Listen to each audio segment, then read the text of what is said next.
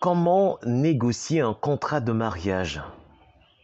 Si vous vous posez cette question, c'est que vous avez d'ores déjà présenté un événement et vous vous êtes fait arnaquer. Vous avez certainement présenté un mariage à 5 000, 10 000. Non, sincèrement, je l'ai fait par le passé. Au début des années 2000, j'ai présenté des mariages à 5 000, à 10 000 francs. Tout simplement parce que j'avais un grand frère qui me formait à ce moment-là. Bon, c'est-à-dire qu'il y avait une formation sur le terrain. Et je ne sais pas combien il négociait ses prix, mais moi, j'avais droit à 10 000 francs CFA, mais pas le jour J. C'est très souvent le lendemain.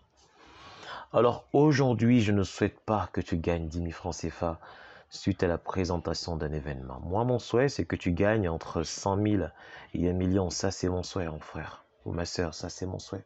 Parce que les personnes que j'ai encadrées, elles gagnent à partir de 100 000. Tout simplement parce que devant un client, tu ne diras plus « j'ai appris dans le tas », tu diras « j'ai appris dans un centre de formation professionnelle ». Dans une négociation, il faut tenir compte du lieu de l'événement,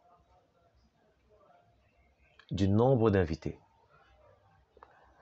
de la salle de banquet et même du rang social des futurs mariés. Et donc, vous comprenez que avant de donner votre prix, il faudra faire une investigation, poser des questions. Quand bien même on vous envoie un intermédiaire, il vous pose immédiatement la question, c'est quoi ton tarif? Ou alors un intermédiaire, vous savez très bien que son niveau ou son rang social n'est pas assez important, eh bien, demandez-lui de rencontrer les futurs mariés. C'est très important pour discuter, pour savoir un peu plus sur eux. Et donc, à la fin de cette discussion, vous pourrez donc proposer votre cachet. D'accord? Ce sont des conseils que je vous donne parce que je suis passé par là. J'ai fait ces différentes erreurs où j'ai donné mon tarif à un intermédiaire et je suis arrivé sur place. Je me suis rendu compte que, attends, les futurs mariés ne sont pas dans le besoin.